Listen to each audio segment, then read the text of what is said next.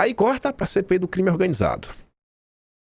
CPI aprova quebra de sigilos de empresa ligada à Toffoli. Maridit recebeu pagamentos de fundo ligado ao Banco Master. Tá ali o Cajunqueira, né? O requerimento foi aprovado de forma consensual após o governo não conseguir formar maioria para derrubá-lo. Mas tentou. Lula tentou blindar o Toffoli. Não conseguiu, não teve maioria. A gente vai voltar a falar sobre isso aqui, que a Mônica Bergamo traz mais informações. Só que ela não falava que o governo tentou, né? Tentou e não conseguiu. A Mônica Bergamo fala disso e mais. CPI do crime aprova a quebra de sigilo de empresa de Toffoli.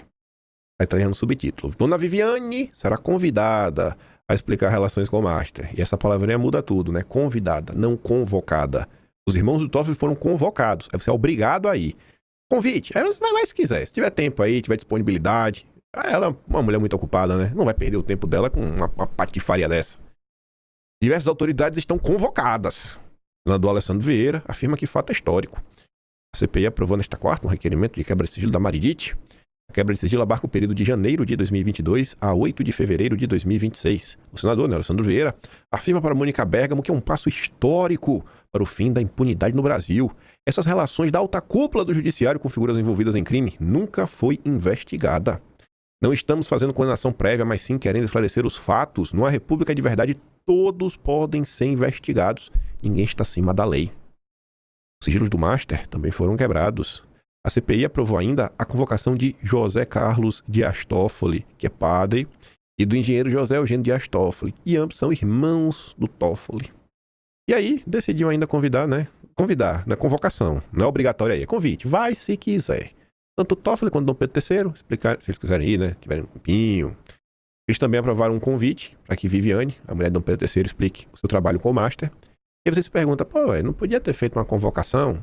Rapaz, até tentaram. Mas sabe como é o Lula, né?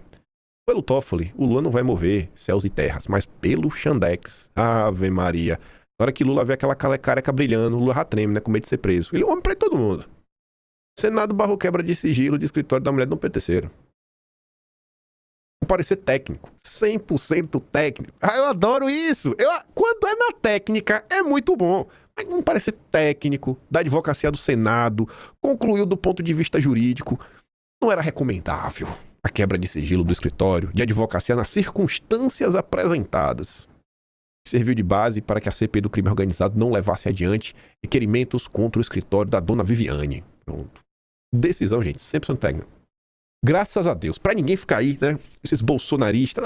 Foi técnico. Foi técnico. Foi técnico, viu? Fique quieto. Não reclame, não. Aí o Paquito falou que vai depor agora. Não quis na CPI, mas vai conversar com o Renan Calheiros. Que vai agora dia 10. E é dia 24. Já deu um bolo no Renan, mas disse, não, na volta a gente vai. Aí marcou lá pra dia 10, né? Vai saber. Aí disse que fez um bem bolado aí, um acordão, pra falar apenas sobre a liquidação do Banco Master. Também não acho que o Renan Calheiros quer saber outras coisas, né? O Renan Calheiros não vai querer saber de festinha nenhuma, nem de nenhuma outra confusão, mas observar aí pra que lado essas coisas vão. Aí o William Vac fez uma breve análise, dizendo que a CPI do crime organizado convida Supremo e eleva a tensão em Brasília. Eu acho que o que eleva a tensão em Brasília é a conduta de algumas pessoas, as ações de algumas pessoas, não uma CPI querendo investigar possíveis coisas erradas. Eu acho que é uma inversão de valores muito grande.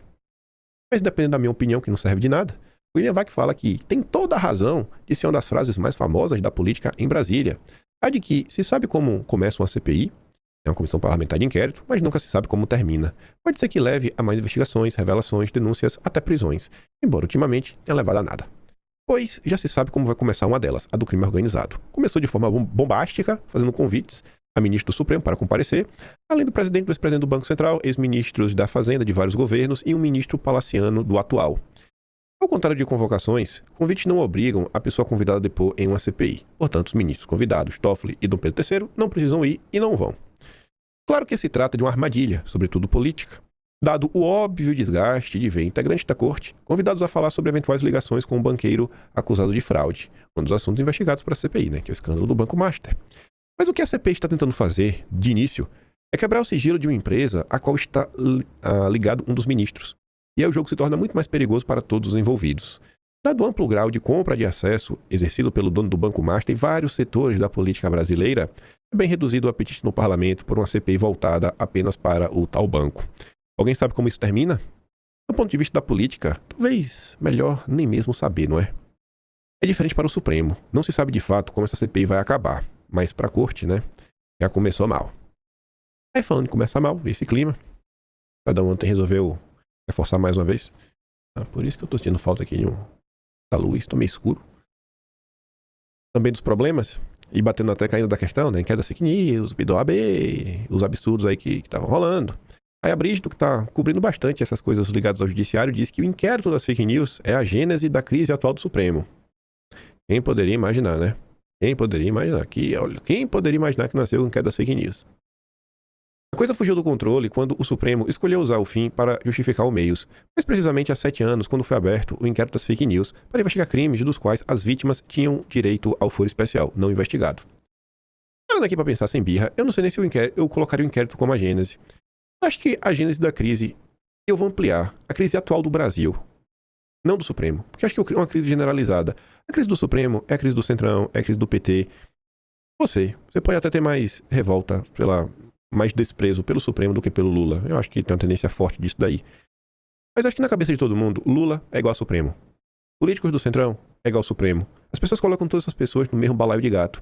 Eu acho que essa crise que o Brasil vive, a crise de representatividade, a gênese dela está no fato de não aceitar perder.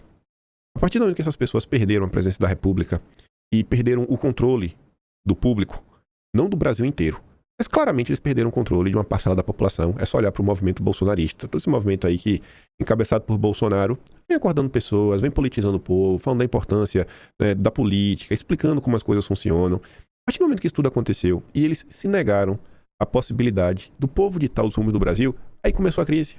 Porque esse inquérito, ele só existe por quê? Porque não aceitaram a vitória de Bolsonaro.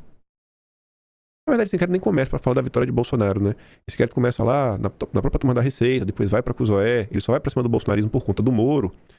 Mas a causa do problema que estamos vivendo é porque não se aceita a existência do bolsonarismo, que é essa vontade popular, às vezes difusa, porque não sabe muito bem qual o projeto exato que querem colocar em campo, mas o povo sabe muito bem que não aguenta mais a forma que se faz política no Brasil, que a máquina pública funciona. Eu acho que esse é o grande problema.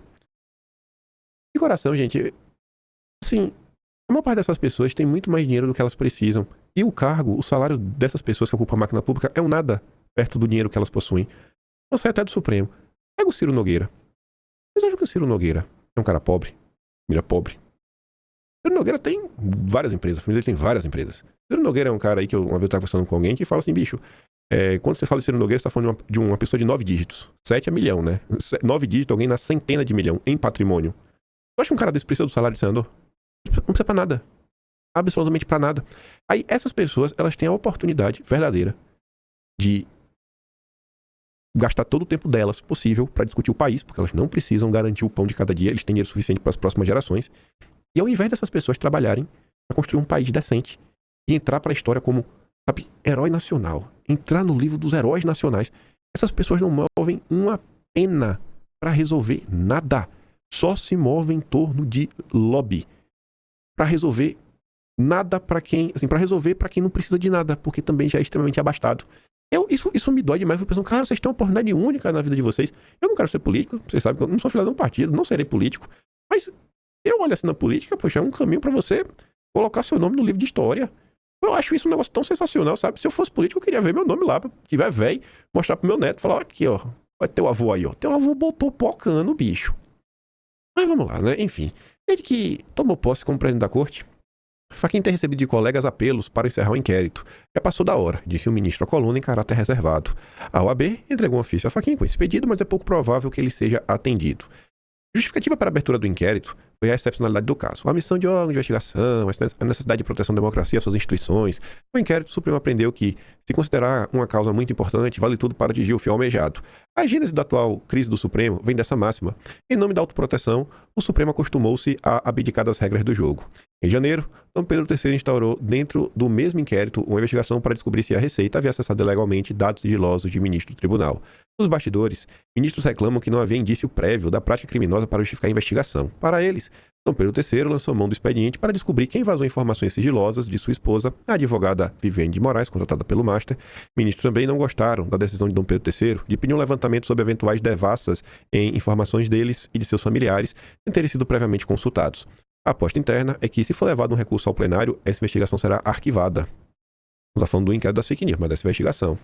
E, falando do inquérito das fake news em específico, outra aposta é que, se o fim do inquérito for debatido em plenário, o resultado da votação seria diferente do julgamento de 2020, que manteve o caso aberto. O grupo de ministros que faz oposição a Dom Pedro III acredita que o caminho para o tribunal reconquistar a legitimidade pública passa pelo respeito às regras processuais.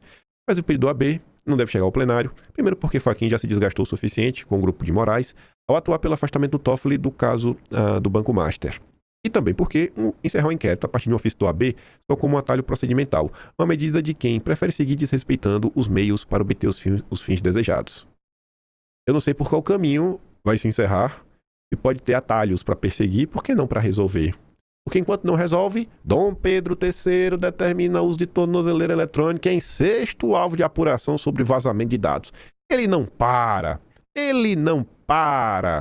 A PF cumpriu nesta quarta mandado de busca e apreensão, instalação de tornozeleira eletrônica contra mais um suspeito participar do vazamento de dados de integrantes do Supremo e de seus parentes.